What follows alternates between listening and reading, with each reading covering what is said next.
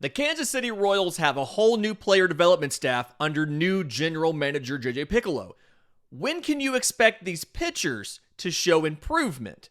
Let's talk about it.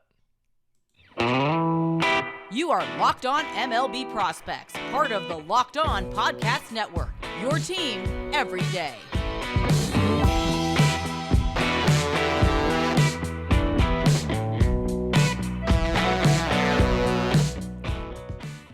Yes, welcome on in to Locked On MLB Prospects, your home for all things minor league baseball. I'm your host, Lindsey Crosby, editor-in-chief of BravesToday.com, freelance baseball writer and podcaster. Thank you for making this your first listen. Every single day, we're proudly part of the Locked On Podcast Network, where it's your team every day. And today's episode is made possible by our friends at Game Time. Download the Game Time app, create an account, use code LOCKEDONMLB for $20 off your first purchase. Last-minute tickets, lowest price, guaranteed.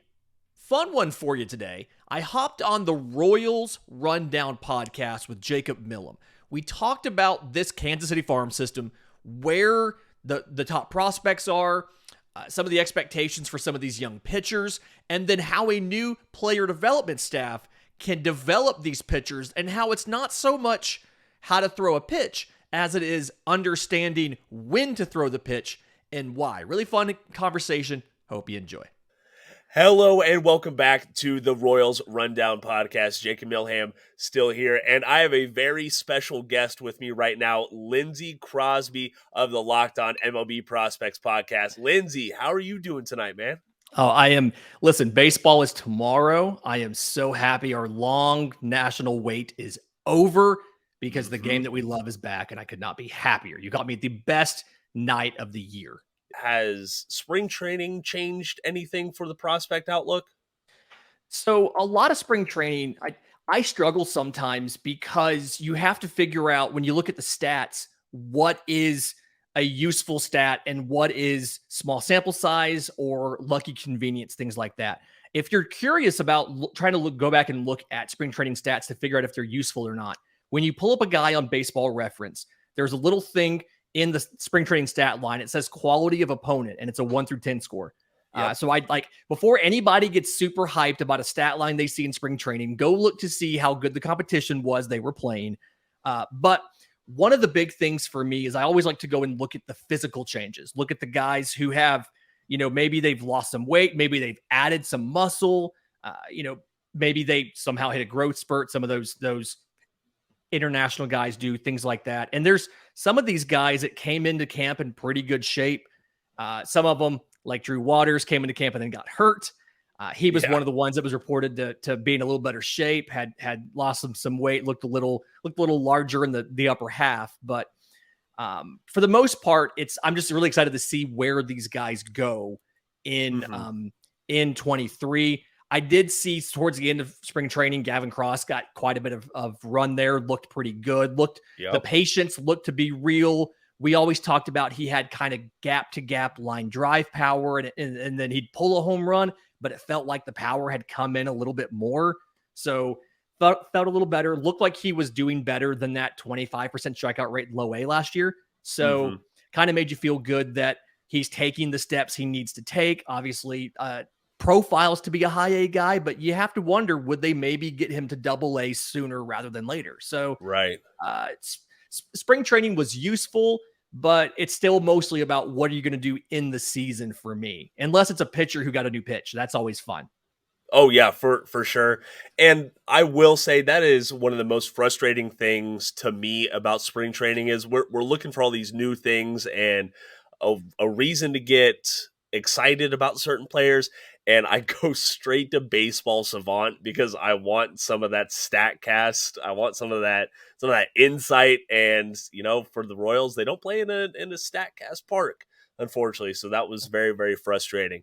But I will say though, like with the timing, it's like Michael Massey. He's a guy that got really lucky because Nicky Lopez was off at the World Baseball Classic. Yeah, and so he was able to get extended play time. And granted, it's Cactus League. You don't have all of the StatCast stuff, but just the traditional stats. I mean, I want to say slugging was close to 600. Opponent quality was right there around like AAA level. And it's like, well, that's a good sign. He hit 4 home runs in like 16 games. keep that pace up in the regular season. Let's see how far we Yeah. go with this. But it makes you feel good about him making the team and being the second baseman. I actually have him as one of my late round. I'm gonna go grab this guy in fantasy and keep him on my bench because I think he can do something. And once Jazz Chisholm gets center field eligibility, I can plug Michael Massey right in the second base and let's roll. Heck yeah, that doesn't sound like a bad plan at all. Before we move on from spring training all the way, I do want to ask you about Nick Lofton. You were talking about some of these physical changes that we see in players in spring training, and that is all Royals fans heard about during the spring training broadcast. People with the team were saying he's gained 20, 25 pounds of muscle, and you could see it during the games. Like, he looks considerably bigger. And right now, MLB.com does have him ranked as the fourth highest or fourth most promising, I guess, prospect in the Royals system. Are you high on Nick Lofton at all? So I had best thought about Nick Lofton as that Ben Zobrist type of super utility. But the reason I had him as a super utility guy was because I thought there was a cap on his power to kind of around 40 or 45. So the extra weight that he's at, I think he's like just over 200 now. Like he was at 180 last year. Yeah.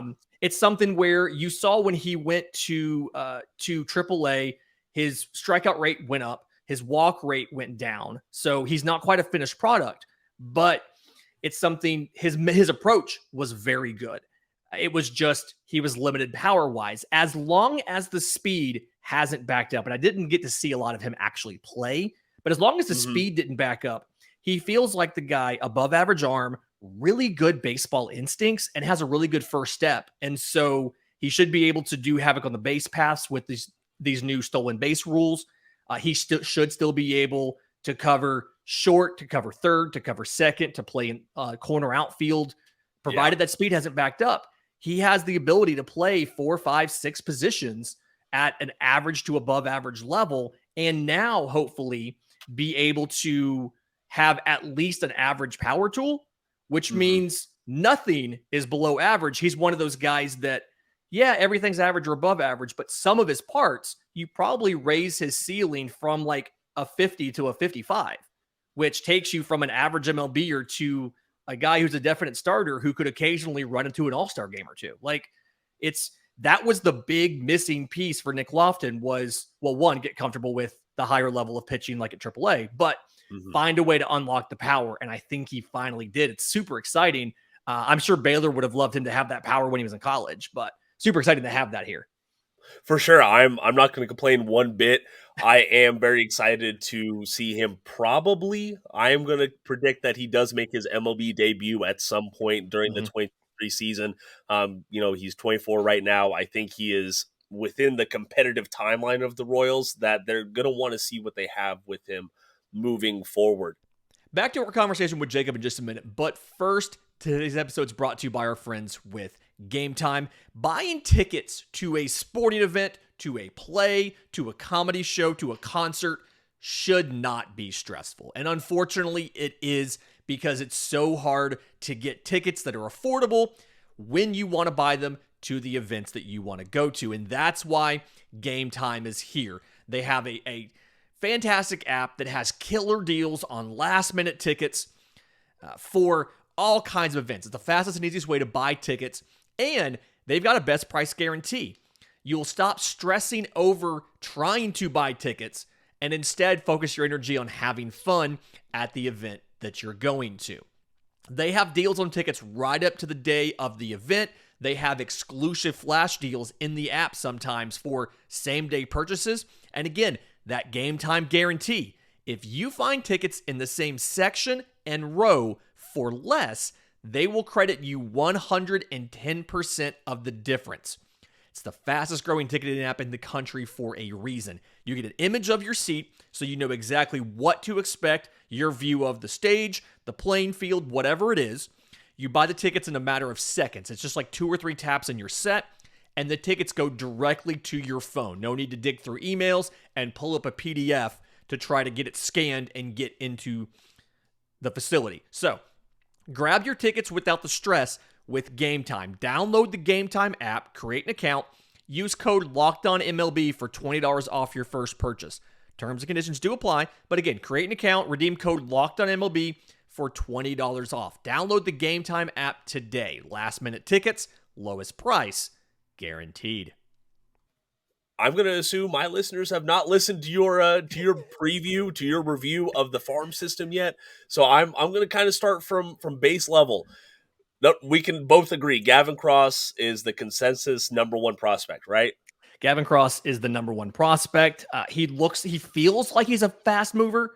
Like he should be able to get to the bigs.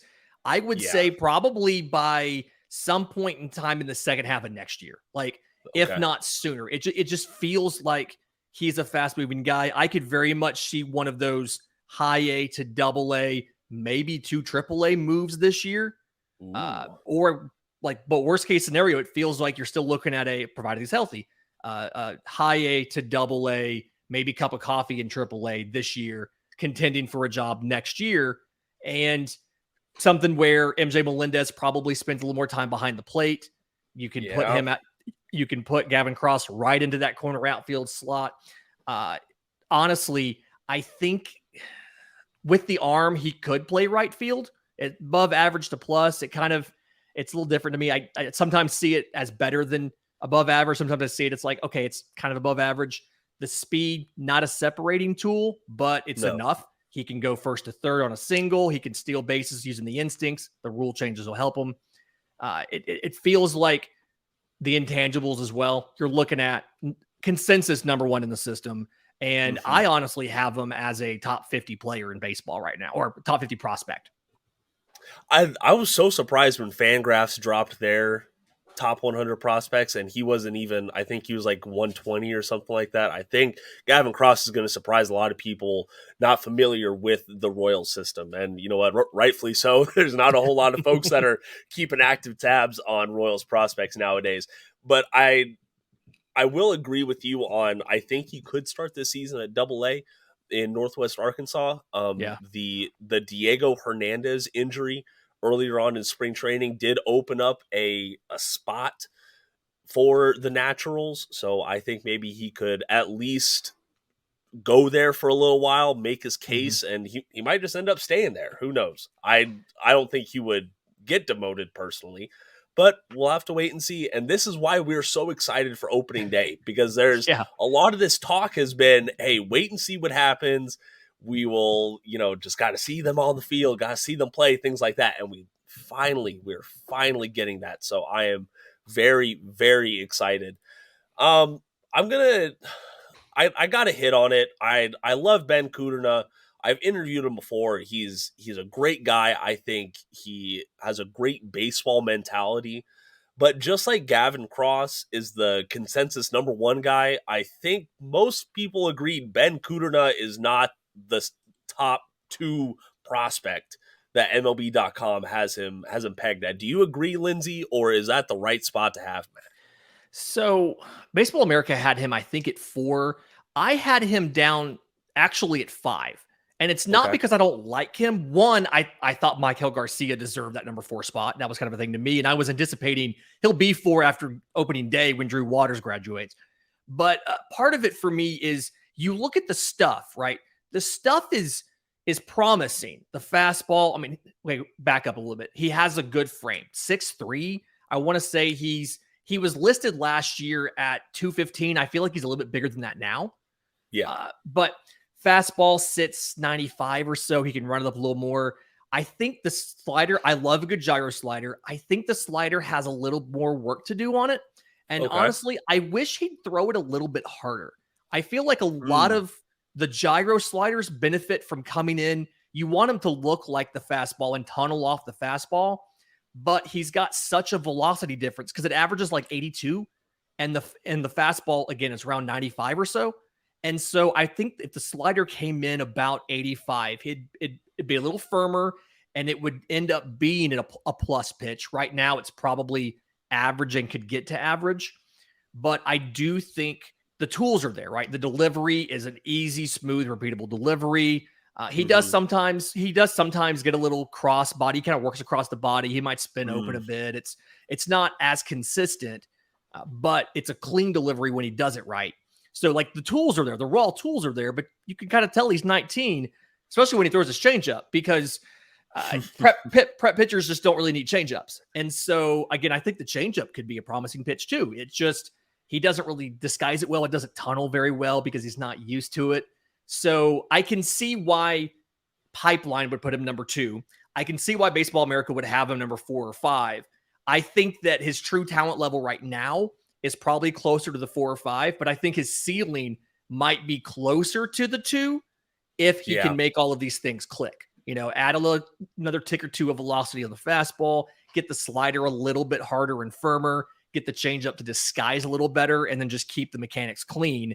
I think you're looking at a guy instead of a number 5 starter, he could be a number 4 or maybe even a number 3. Okay, outstanding.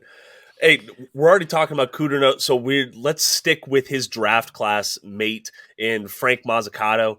I would describe him as a prospect who has not been very popular amongst Royals fans.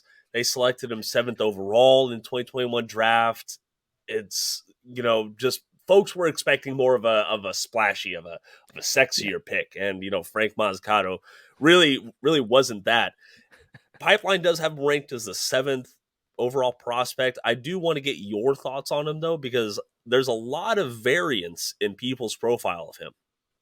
Yeah, and fans have to remember, too, that, yes, he was drafted 7th overall, but he took like $2 million less than than you had to pay, or than the slot value for that pick, which gave you money for other guys like a Curtin and things like that. So it's not just where the guy's picked, but that does matter too. I think he's another guy, lots of promise, right? He has a lot of stuff. The curveball is I think I'm not going to call it a filthy curveball, but it's a very good curveball. The vertical breaker, high 70s. It gets like 1.5 feet of vertical movement, but it also kind of runs to the glove side a little bit, which is that 2-plane break is a little bit harder for a lot of hitters to pick up. The only thing I worry about is it limits the ability to add like a sweepy slider later, because you already have some horizontal break in that. But he has a changeup, also has some vertical break, but that's where this comes into play, because instead of doing fastball, slider, curveball, you do fastball, curveball, change. So he gets the changeup sits, I want to say 84, 85 or so, I think mid 80s. And so you've got 3 different speeds, 3 different directions of break, because you have down and to the right, and then you have the fastball staying up. I do think the fastball, he needs to throw it up in the zone a little more. He tends to sometimes kind of leave it down, and it feels like that's a high school kid thing, right? You throw your fastball low in the zone, because even if they do manage to get a bat on it, they're probably chopping it into the ground and you can make the play. But elevate the fastball a little bit, and then he's going to get that natural velocity. I think he's like, 6'3", 200 right now. He was in high school this time last year. I mean, he's going to get some of that in there. The one thing I do want to work on, you see it in his walk numbers, right? I want to say in Columbia, I think he walked like 50 guys in the 69 innings that he pitched. It's something where his mechanics in the delivery, it's the last part of the delivery are not always consistent. Where he lands, like the front of his body, he doesn't always land in the same spot on the mound. And so when he's inconsistent, sometimes the way he leads, the way he lands with that front leg, it causes him to pull the ball to the side. And that's where some of his accuracy issues come from. And I feel like that's something that's definitely fixable. It just takes getting him aware of it, showing it to him, and then understanding pitching well enough to make that change. And having brought in some of the guys that you've brought into this system, as far as coaches, your manager, obviously, things like that, it feels like that's a simple fix that they can make. And once you do that, he's got some pretty good stuff. It's something where if you could throw more strikes, so many of these Kansas City Royals pitchers don't throw a strike on the first pitch. It's a little bit frustrating, because if you can get ahead 0-1 in Major League Baseball, hitters will bat 216, 261, 345 against you and strike out 31% of the time if you can get up 0-1 versus 1-0. So something I really want to see And then I think the Royals were towards the bottom of that list as far as how often they got a first pitch strike in. I want to say I want to say 28th or 29th in first pitch strikes. So something I want to see them work on is if he can work on that control, he can land those pitches for a strike on the first pitch, get ahead in the count, and then he's just going to take off and explode. Just a matter of getting that biomechanical stuff worked out. Gonna wrap up our conversation with Jacob in just a minute, but first, today's episode is brought to you by our friends with FanDuel. The MLB season is finally here. We started last night with a great slate of day games on Thursday. Right now, FanDuel is giving new customers a no-sweat first bet up to $1,000. That's up to $1,000 back in bonus bets if your first bet doesn't win. Go to FanDuel.com/lockedon. Sign up today to claim that no-sweat first bet. You can wager on everything from individual games to player props to season-long predictions, World Series, who's going to lead the league in home runs, all of just as many things as you can think of. They are there available in the app. So don't miss your shot at a no-sweat first bet up to $1,000 when you join FanDuel today. Go to FanDuel.com/lockedon to sign up. Make every moment more with FanDuel, the official sportsbook of the Locked On Podcast Network. So I was way too long there. I'm sorry. Wow. No, you have no reason to apologize, Lindsay. Thank you so much. No, that's the stuff we need to hear, because let's be honest, the Fireflies, where he played at the most last season, they're out in Columbia. They're in South Carolina. So most Royals fans aren't going out and seeing him pitch in person. And so we need to hear these things and, hear about the fixes and things like that. Now, speaking of fixes, there is a lot of pressure being put on the new people that the Royals have brought in this season. And of course, rightfully so, most of the attention is being put on people at the major league level, new pitching coaches, new pitching assistant. I think Mr. Bove is going to be a very underrated addition to the pitching coaching staff. But what I want to focus on is the development of these pitching prospects. How soon can Royals expect a return on investment, if you will? How soon can we expect to see improvements and progress out of these prospects that we've seen flounder for years? Yeah, so a lot of it comes down to philosophy stuff, right? So, for instance, bringing in Matt Quattro, he comes from the Rays, who, this is funny because it's very, very coincidental. One of the big things that they talk a lot about is throw a first pitch strike. It's a philosophy. And so I think a lot of it is understanding this is where the game has evolved to, right? This is where the game has gone. We're going to be on the leading edge of bringing in these new ideas about how to make the game better. So now that you have these guys in, I would expect by the end of the year, the guys who listen to what they're telling them to do and buy into it and understand, I think you'll start to see legitimate improvement. I would say it should be within 2 seasons. You should see either significant improvement in the pitching specifically, or guys flaming out because they don't have it. It's something where when you look at the Rays are known for being patient with their pitchers because they don't promote them until they understand the concepts and they buy into the philosophy of what the organization is doing. And then when the Rays think they're ready, the Rays will take them like Shane Baz and throw them into a playoff series. But it's just the Rays are slow to promote their pitchers at the minor league level because they want them to understand and buy into these concepts. And that is the hardest thing to do, is to get those concepts explained in a way to the players that they understand, they appreciate, and that they accept. And I think the guys that I've seen that have left Tampa and gone to Kansas City, I feel good about the culture coming in, looking over some of the minor league staffs. A lot of guys who played but weren't the best players. They were really good clubhouse guys. They were really good. They understood. They did what the coaches wanted them to do, and they're building the right culture. You've got Brooks Conrad in high A. He was a former Brave. Wilson Bedemit's a hitting coach down in the Dominican. A lot of guys coming in that understand the analytics, and they understand how much good information and the utilization of that information can make you a better player. Because Brooks Conrad wasn't a great player. He played for my team. I watched him. He wasn't a great player. He had three errors in one inning one time. Oof. But he played for as long as he did because he was open to trying new things, and he trusted his coaches when they said, "We think you'll be good at this." And that's the type of culture you have to instill. It's not so much a, hey, show this guy how to throw a changeup. It's, hey, help explain to this guy why this changeup at this location in this count is the right pitch to throw when he's thinking I should throw a fastball. That's what it's about. It's not so much the mechanical, here's how you grip a slider.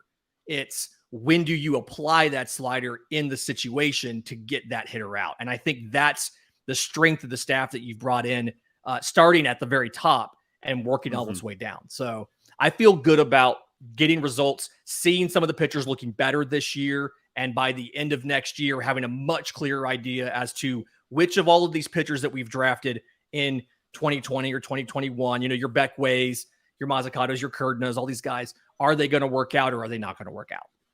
So looking at the pipeline list, one of the first things that I noticed is there wasn't a whole lot of pitchers in the top 10, and that's fine. That's a byproduct of struggling to develop pitching prospects, because it's just a historical thing for us Royals. I mean, Danny Duffy and Yordano Ventura, those are about the only notable prospects that the Royals have developed to be starting pitchers in recent years, and it's very unfortunate. Part of it too is there was this push to get those pitchers to the bigs that, like, they were all drafted around the same time. It's like, hey, we're going to get Brady Singer and Chris Bubik. We're going to get all these guys to the bigs all at the same time. But, like, you didn't make sure they were good first. Getting them to the bigs is only half of it. They have to be good when they get there. And so, like, that was part of it as well, is that group of pitchers was rushed to the bigs. And I'm not saying like they all would, but like some of those guys would probably just now be getting out of prospect eligibility had they not got pushed to the big so quickly. So I think that's part of it. But then I do like the 11 through 20 level in this system. I mean, if I'm having it off the top of my head, I'm saying probably 8 or 9 pitchers are in that 11 through 20 range. Guys like a draftee Mason Barnett, probably in the back half of that 20. TJ Sakema's probably in that 15-16 range. Andrew Hoffman's kind of hanging around there. There's a lot of arms in that mid-range. And the question's going to be, how many of those are going to step up into the top 10? And like, that's the question with this new staff is it one of them? Because that's the whole Braves way. You used to have 10 pitching prospects to get one pitcher. That was the whole Braves way of doing things. You just load up on arms and you see who rises. But with this Rays staff, you'd like to think the hit rate can be 2 or 3 or maybe even 4 of those guys into the top 10 versus just 1 or 2. And that's the real question about this rebuild is how many of the pitchers can they help them figure it out? So I don't want to keep you here all night, Lindsay. I know you got better things to be doing than talk about Royals prospects. But I do have to ask, when you were going through your rundown in February, when you were reviewing them before tonight, are there any of these lower level guys that are really intriguing you right now? So it's kind of a cop out because I think Baseball America has him top 10, but I do like Carter Jensen. It's something I mentioned earlier, not a ton of catchers in this system. I think there's maybe one other in the top 30 on Pipeline. I think Luca Tresh might be towards the bottom there, but I really like what I've seen out of Carter Jensen. It was an odd decision to be like, we don't have any catchers. Let's absolutely go in there and get a prep catcher because, they're so quick to get to the bigs. But I like the tools that he has. It's not often you find a lefty hitting catcher that kind of has some natural loft in the swing and can grow into home run power and then has the athleticism to stay behind the plate. He's raw. Obviously, he needs reps, but the arm is above average. He's good as far as moving laterally to make blocks. The hands, the transfer, the pop time's all good. It's just something where offensively, he focuses on pitches that he can drive. very good approach with 2 strikes. He's gotten much better at that since he got drafted. Like, there's some growth right there. He wouldn't have been a top 10 prospect when he got drafted. And then to go along with all of that, he's going to have natural strength gains. And I think you're going to see the home run power start to come in. I think he hit 11 last year in like 113 games. He feels like a guy who's going to be closer to 20 home runs this year. And I think has a ceiling of probably 25 at the major league level with 100 starts or so. I don't know if any catcher will do that when he gets up by then, but I really like Carter Jensen. I had him as my breakout prospect for anybody who's going to go watch that episode. Spoiler alert. I had him as the breakout in that show to break out this season. Just really like what he does. Like him on film. Feel like the baseball IQ is there. I always forget he's only 19 too. He is one of the youngest top 10 prospects in the Royals system. So there's still a lot of growth there. Yeah. And then getting outside the top 10, Diego Hernandez, the outfielder, was the IFA in 2017. Offensively, obviously, he's got some stuff to work on. He hits the ball on the ground too much, like 50% of the time. I've heard he's working on that specifically, but defensively, it is a lot of fun to watch him play in the outfield. It's that 70 grade speed. It's just really good reads, routes, reactions to the ball. Looks very good. It's like if you can just shorten the swing and elevate the dang ball, you will be a center fielder in Kansas City next year. Like just do those 2 things for me. I mean, he was in Double-A last year. I think he hit 280 or something like that. And it's because he's so fast, he can slap it in the ground and beat the throw to first. That's not sustainable at the major league level unless you're Billy Hamilton. So I need him to work on the shortening the swing, elevating the ball a little bit. But I do like what Diego Hernandez has as far as tools and ability. And I think he's that close from being able to turn it into a guy who can live as a starter at the major league level. I do agree. Diego Hernandez, I was super high on him ahead of spring training. That dislocated shoulder early on in spring training did really, really kind of like, oh man, it's gonna take a while for him to get back. But hey, let's see what he's already done. 75 stolen bases over the past 2 seasons. That speed is there. It's in the field. It's on the base paths. And he had a little power jump last year. He hit 9 home runs in Double-A, which it isn't a whole lot, but that's still, I would say that tracks with Michael Garcia. Michael Garcia was kind of one of these defensive first infielders who had a nice glove and was a good contact and speed guy. But, once he started to develop that power tool a little bit more, that's where he started turning some heads. So I think I do agree with you. I think Diego Hernandez, after he's healthy, he could turn a lot more heads by the end of 2023. For all my listeners out there, please go check out the Locked On MLB Prospects podcast. It's not just Royals, but even the Royals content alone is some of the best prospect breakdown that you're ever going to hear. So, Lindsay, we really do appreciate all the work that you're doing to highlight our little old farm system down here in Kansas City. Thank you, Jacob. Thank you for having me. Of course. And you can go follow Lindsay on Twitter at Crosby Baseball. And Lindsay, please refresh my memory. Where can they find just Locked On in general? So anywhere you get your podcast and on YouTube, 5 days a week covering all 30 teams in Major League Baseball, as well as fantasy baseball. Obviously, I'm covering prospects, and then just about every other major sport you can think of. We have NFL, we have NBA, we have hockey, we have about 50 college shows. So anywhere you get your podcast and YouTube, you can find the Locked On Podcast Network. To all of our listeners out there, please go check out royalsreview.com when you can for even more prospects breakdowns, even more news and updates on all things Kansas City Royals. But until next time, go Royals!